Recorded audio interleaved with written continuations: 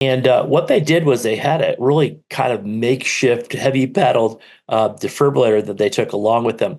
What was interesting as they saw, and I think they reported early on just like only a dozen cases, but it turns out that in four of the cases, people did have ventricular fibrillation on the way in.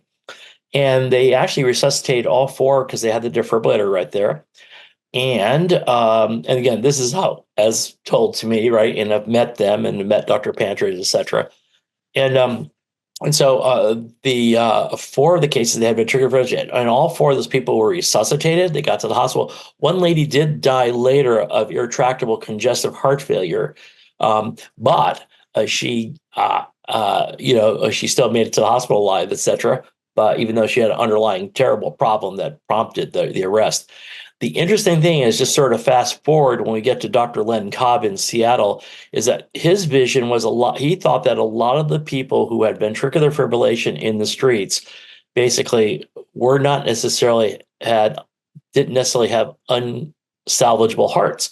And actually, it turns out both in Seattle and then later in Houston, when I was there, almost half the cases of people who we resuscitated VF didn't even have the heart muscle damage. In other words, enzymes were not rising, when they got there.